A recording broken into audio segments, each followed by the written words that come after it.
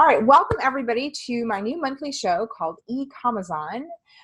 Each month we're going to feature a different educational topic about selling online, specifically on Amazon as a third-party seller. Now tonight's topic is keyword research, which really could actually apply to pretty much any website or anything you're doing, but I'm going to specifically be talking about keyword research for writing Amazon listings. This applies however you source.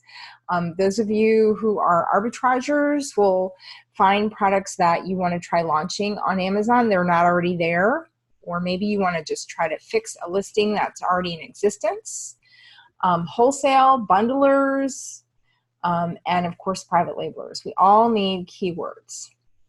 There's a lot of mystique around keywords, and in my opinion, there's a lot of people spending money on tools for keyword research that they don't really need.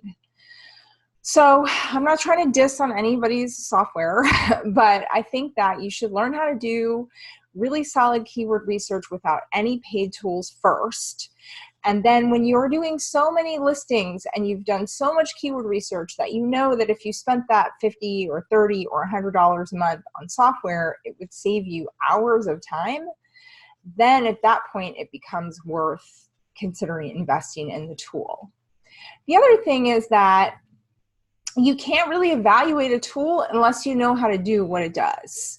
So there's some tools out there that pull data from different places, and until you understand where that data comes from, I believe you can't really ask and understand those questions about how to analyze if that tool is actually really helping you. So I'm going to get into specifics. So I'm going to go through a slideshow tonight showing you a bunch of information about keywords. And then at the end, I'm actually going to do a demo and show you me doing some actual keyword research. And please feel free to post in the chat of the Zoom. And if you have any questions and you're watching this replay, then just post your questions in the comments and I will be happy to answer them. Same goes with YouTube. And if you have a tool or a secret or a trick that I did not share and I missed, please also post that in the comments. Okay. Let me go ahead and show you the slides to start with. And of course there we go, that's the first one. Let's start at the very beginning. Okay. So, get my stuff all rearranged here. Okay. What are keywords? That term is bandied about a lot, and some people don't understand exactly what it means. So I wanted to start off tonight just by explaining what they are. So keywords are, just making sure I have the chat visible here. Keywords are really any word that you use when you're writing your listing. So whether it's in the title or the bullets, the product description, or the back end, which is the term used to describe the kind of programmatic part of the listing that people can't see but computers can see, all of those words can be considered keywords. So a lot of people, there's a keyword field, and so people kind of confuse the terms. But you should, I suggest that when you're writing a listing, you come up with like a list of all the words that you want to use in your listing. And then the keyword, back-end keyword field, you basically would just put the words in there that you didn't use in the rest of the listing. But the most important words should not be in the back end, they should be in the title. The other thing I want to talk about is how comprehensive a list should you come up with. So your list needs to be relevant. So you want your customers to find your product. So the keywords, you definitely want to be creative and make sure you're pulling in those customers, but you actually want to be pulling in customers. So you don't want to be, if you have, I don't know, if you're selling like WD-40, you don't necessarily want to keyword that for a Mother's Day gift. Now, there's lots of moms out there that would probably really use some WD-40, but that doesn't mean that you want that to come up in a Mother's Day gift search. So that's just kind of an example of how you want to make sure that, you know, your keyword list is good and solid and strong, but you don't have to be ridiculous about it. So at the top of so I always start every listing with a blank document. We also have a template that you can use. It's in our class on how to write listings. But regardless of whether it's a Word document or Google Sheets or whatever you use is fine. Make sure that your words are relevant, as I mentioned. And as I already mentioned in the slide about buying software tools, just hold off on that. And it really depends how many listings you're writing and how much time it's saving you. So one of the most powerful ways to get information about words that are being typed into Amazon is from Amazon itself. The Autopopulate, which is where you start typing things in and then it suggests words, is like gold. So you not just want to use those words, but you want to use them in the order that they're in autofill. So if you're doing a duck hunting product like I have in this slide here, then you would want to, if you're doing a duck float, you'd want to use the term duck float. Versus, I don't know, duck hunting float, for example, because that's not a term in here. So to the extent that you're able to literally copy word for word the stuff that comes up in auto-populate it and put it into your title, that can be really helpful in getting your listing found in search. The other thing that this is really going to help you is make sure you don't put in words that are not relevant. So for example, DuckTales is a kids' TV show, so you don't want your duck decoy to be found in a DuckTales search. So make sure that you understand each keyword and why it's there so that you can make sure it belongs in your listing. Now I have here in this slide a free extension called AMZ Suggestion Expander, which I love. And you start typing words and you can see it fills in all the words that it's at the front of the phrase, in the middle of the phrase. It's a fantastic extension. It's totally free. If you go to our website at scannersociety.com/free extensions, there's a few different extensions there that I like that are just free.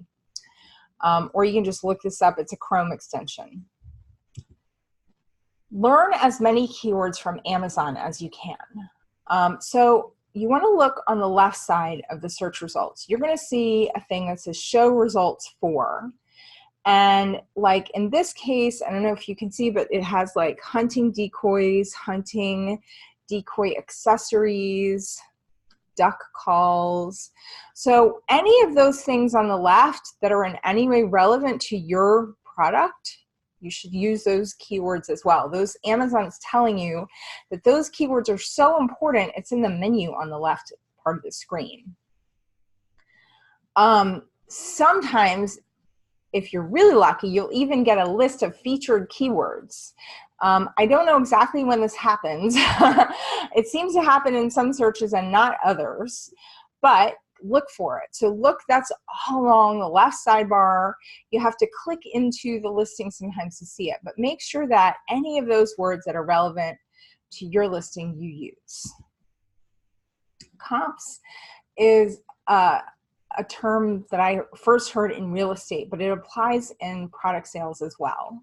So you're going to want to look at similar products and read the reviews and the questions. And sometimes you'll have products that have like 500 reviews. Now there is software that will pull keywords from the reviews for you. I personally feel like you're writing a listing, you learn a lot more about your product by actually reading the reviews yourself versus using a tool. Again, it depends on your scale. But to start with, this is totally free. You can read through the reviews. The reviews will tell you a couple things. They will tell you some stuff that is not good about the product. Depending on what kind of sourcing you do, that may or may not be useful to you. But people will describe the product, and so you want to look for the words that seem like, oh, I never thought of that, like realistic, I pulled out here, styling, season. A couple of the reviews talked about the paint, that it was painted on well. So these are words that I would put into my keyword list for hunting decoys or duck decoys. The other thing that you want to look for in reviews is alternate uses for your product. So you may think that this is a hunting thing, but I pulled out this review because this is somebody who posted that they like to use this to keep the dog out of their pond. So apparently their dog is like terrified of dogs. So, but you always want to look for alternate uses. It can give you keyword ideas. You can also list the same exact product if it's your product and your bundle in different ways, depending on what it's used for. So after you've exhausted Amazon, you've read the reviews on the comps, you've done all the keyword research, autofill, all that stuff, you should have already at that point a really good list of words. The next thing you want to do is you can go to these off Amazon resources to get an even better list. The only thing that you want to be cautious of is that sometimes people are researching a product like to learn about it, not necessarily to buy it. So you want to try to, even if you have to use your intuition, put keywords into your listing that are buy-oriented versus research-oriented. So an example would be if you're selling, I don't know, dumpling sauce. And there was a bunch of words that came up under dumpling sauce recipe. You might not want to put that in because those are all people that are just trying to learn how to make dumpling sauce. So once you leave Amazon, you go into the world of Google and other search sites, you're going to be getting more information than just people that are trying to buy something. So they're great resources, but just be careful that you don't over keyword spam your listing. If you put too many keywords in your listing that aren't relevant, it will actually hurt your listing. So don't do that. But there's a few websites listed here. Keyword.io, LSI Graph, Ubersuggest, and AnswerThePublic.com that are all really good sources of keywords. And then also Google has autofill just like Amazon does, and that can be another great resource for you on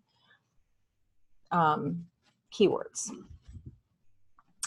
Do not neglect the packaging, especially, and this is, you can look at comps too, like similar product packaging. The companies, especially if it's a bigger company, they've invested a lot of money in having their marketing people and all come up with this language. So use those words as keywords as well. So I just highlighted a few words from these two products. Like, I wouldn't necessarily think of Jell-O as being a product that people bought because they were interested in not having high fructose corn syrup. I don't particularly think of that as like a natural product. But clearly they thought it was relevant, so I would probably put high fructose corn syrup and HFCS in my keyword list. I also would not necessarily have thought of Jell-O as being both pudding and pie filling. So they put that in the description. So again, look on the package. This package also shows you the product is kosher. So anyway, I just wanted to give you some examples of packaging and how they highlight certain terms. So just use that to guide you as well. There's some great paid tools out there. I'm not endorsing any of these specifically. They all have their pros and cons. But like I said at the beginning, you can do a lot of this on your own. So to come up with your word list, you're going to use Amazon autofill, other words on the Amazon page, read reviews, and go to the other SEO sites, look on Google and the package. That's kind of your master list of places to look for keywords. Then what you're going to do, or through this whole process, what you're going to do is you're going to create a document and you're going to just start writing words in it. You don't need to do plurals. So if you have box, you don't need boxes. Amazon will extrapolate plurals and singulars. So if you have the singular or plural version of a word in your listing, it will automatically do the other one. But you do need to do related words. So for example, camp, camping, and camper. Amazon does not extrapolate those. So make sure that you put in related words, or like teen and teenager, tween, things like that that are connected but not exactly the same word.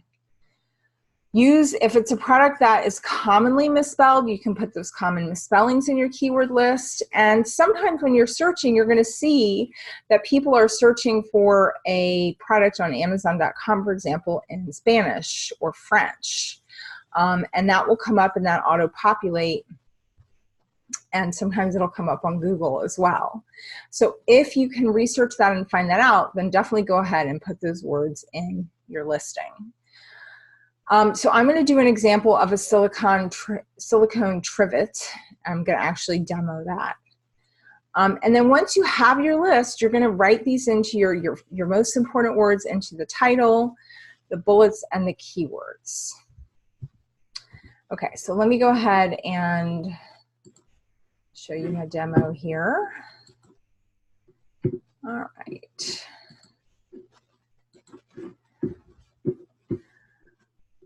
Okay, so this is one of the, whoops. This is one of the sites I mentioned. This is Neil Patel, Ubersuggest is what it's called. And so I put in my term silicone trivet. And it shows you a ton of great information. But you can see here that the keyword ideas are listed. And so this is a great source of words. And you can even view the rest of them here. You do want to be careful in using other company names like Target and Walmart, Le Creuset. So you should not use another company names in your Amazon listing, but you can use it in your ads. So these branded names you may want to put into your pay-per-click campaign. So then it even will go through and give you more keywords. And it even shows you the Google pages that rank well for this term. So you may even want to go check out, like, say, the Bed Bath & Beyond listing and read their keywords, for example. So that's Ubersuggest. So here we are on Amazon. I'm trying to pull up my cheat sheet, my slideshow, so I can make sure I hit all the points. So we have a document. And actually, I'm not going to show you that. You just start a Word document or whatever and just start listing everything. Sorry, I actually did have this pulled up ahead of time, but it went away. So let me pull that up really quick. I have just a blank document I could pull up.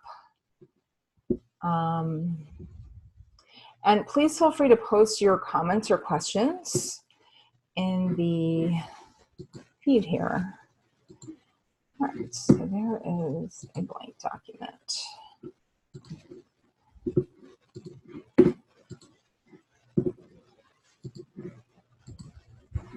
Okay, so we have silicone, trivet, we saw over here, we saw some other words like large, folding. Those are all words I would want to document. Hot pad is another way to describe it. And then if I was keeping a separate list for pay-per-click, I could put words like Le Creuset and KitchenAid in there. But I'm going to just put in hot pad. Actually put each word on a separate line, which I will show you why in a little bit. So anyway, that's a few words pulled from this list. And now we're going to go to Amazon and look up silicone trivet. And it does come up, so that's good. And remember, we looked on the left. So this is just in the search results here, and this will show you a bunch of the different brands that are selling them. Make sure I have the chat showing. And then you can see there's sizing information is important. The shape, like whether it's square, round, or rectangle. So if you're selling a round one, you'd want to make sure you put in like round and circle maybe. And then That's that. And then I go ahead and go into one of, not the sponsored ones, but one of the ones that comes up in organic search that's maybe similar to your listing. And go ahead and read through the reviews. Of course, you can read their listing too to get ideas. But we can go ahead. I just want to show you the reviews. Oh, I also forgot to mention the question and answer. These are really helpful too when you're writing your listing. So the color is important. And then here we have it in Spanish, actually. So that's kind of interesting. So these are some complaints about the product. Don't necessarily want to use those in your listing if you're selling something else. But you can just go ahead and go through here, and this is great for hot dishes. So we make sure we have hot pad, make sure we have dish. Make sure that we have the word best in there.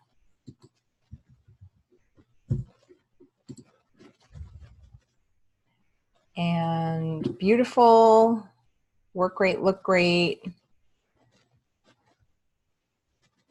excellent quality. So these are words that you may or may, the sort of descriptors like beautiful and quality, you can work into your bullet points. Okay, so that's that piece. So we went ahead, we did related words, we did singulars and plurals. Obviously, this is a very short list. I would have a much longer list if I was doing this more thoroughly. I typically have a list of at least a full page of words just from doing this kind of research. And then you do want to think, like, when would somebody give a trivet or a hot pot? Would that be a Mother's Day gift? Would it be a housewarming? Something like that. So you do want to definitely take some time to research. And you can even put in searches like housewarming gift and see if trivets come up.